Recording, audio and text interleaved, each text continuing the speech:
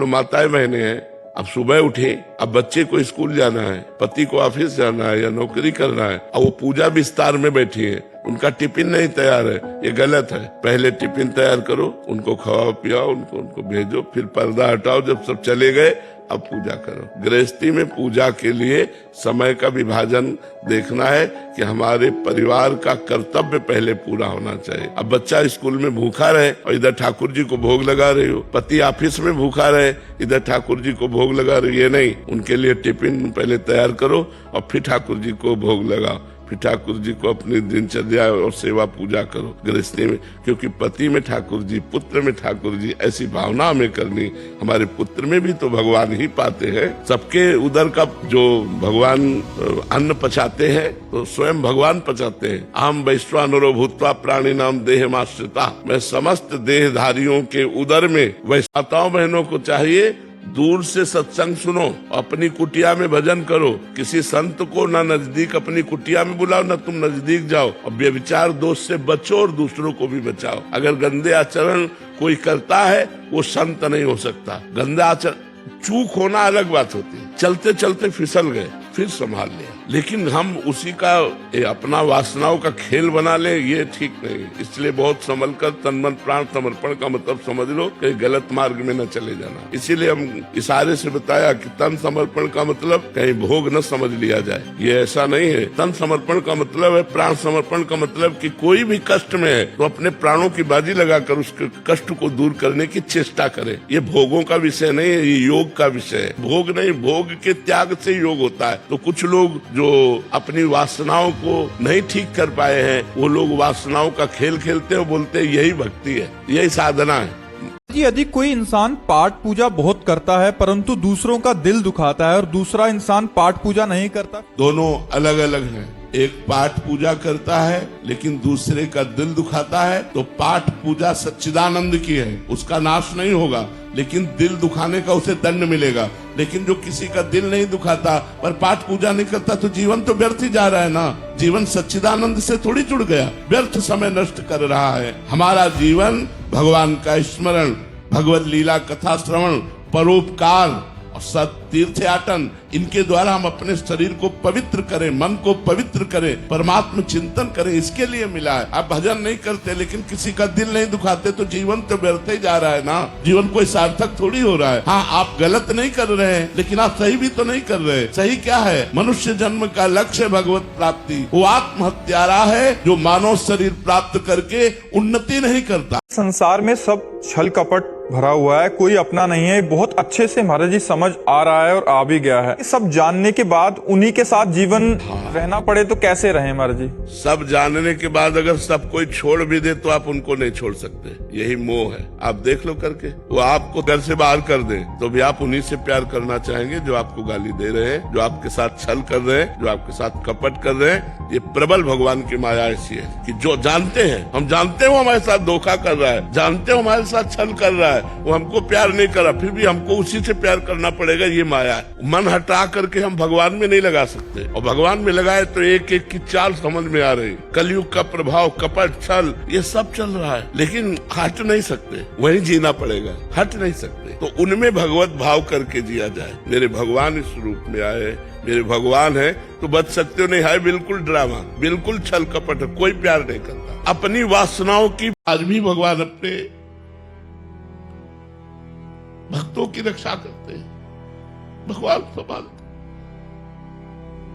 भगवान न संभाले तो ऐसी प्रचंड माया है कि हम सब न जाने कहां बहकर खड़े हो जाए, लेकिन वो कृपा सिंधु है। वो हमारे अवगुणों को, हमारे दोषों को न देखकर केवल अंदर के भाव को देखते हैं कि ये मेरे से जुड़ा है, ये मेरा अपना है। बस इसी बात से भगवान कल्याण कर देते हैं। यदि चूक हो जाए, गलती हो जाए, अपराध बन जाए तो भगवान उधर नहीं देखते।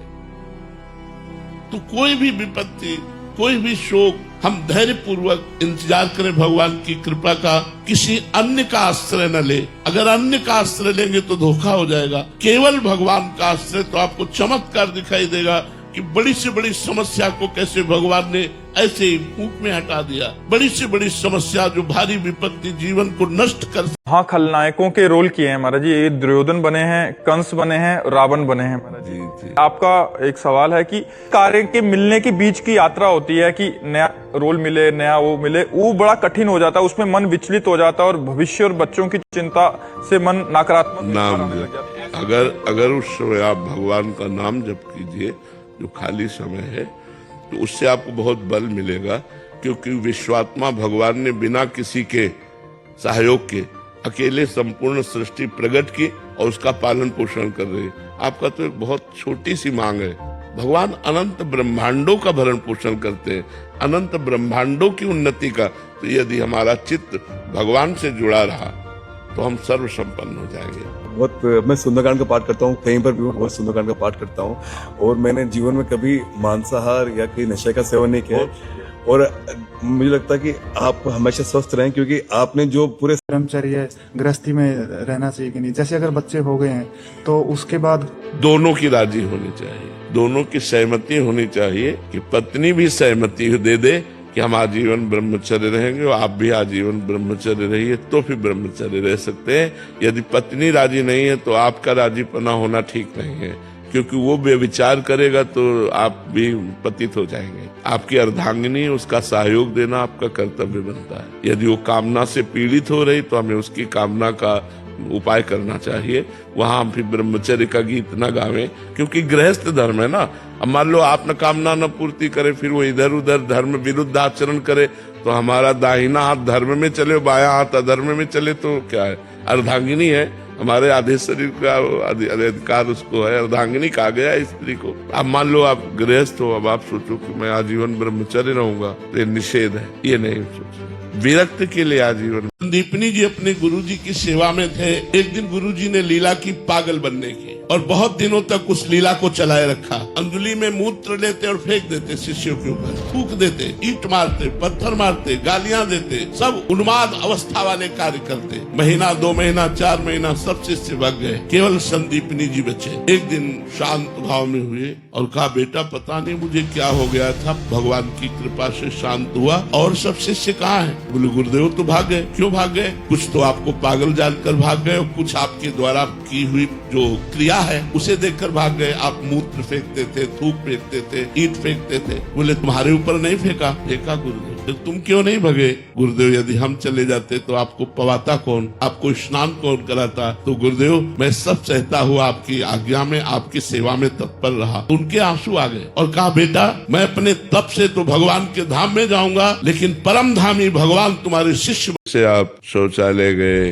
उतने ही वस्त्र पहन करके जाइए जितने धो सकते हो, नहीं तो आजकल तो बंद व्यवस्था है। आप शौच हुए, स्नान किए, अंगोछे से पोछा और फिर अपने कपड़े धारण कर लिए। अगर आप शौच वाले कपड़े पहने हैं तो आप अपवित्र हैं। पवित्रता का जितना निर्वाह करोगे उतना बढ़िया चिंतन चलता है। लघु शंका गए, आप खड़े खड़े लघु शंका कर रहे हैं, आपके पैरों में छिट्टी पड़ रही, फिर आपने मूत्रेंद्रिय को प्रक्षालन नहीं किया, धोया नहीं, फिर हाथ नहीं धोए, आचमन नहीं किया, आप अपवित्र हैं। कुछ भोजन पाया, आचमन नहीं किया, अच्छे से कुल्ला नहीं किया, आपका मुख अपवित्र है। आपका मन गंदे विचार कर रहा है तो अपवित्र है। पवित्रता का निर्वाह जितना करोगे उतना ही अनुभव होता चला जाएगा। अब जैसे हमें भोजन पवा दिया जाए तो हम पता चल जाएगा कि बनाने वाला क्या सोच रहा था, कैसे बना रहा था। परम वस्त्र पवित्र, सब पूरी पवित्रता का निर्वाह तो तुरंत पता चल जाएगा। तो ऐसे हम पवित्र रहें तो हम अपने मन को जान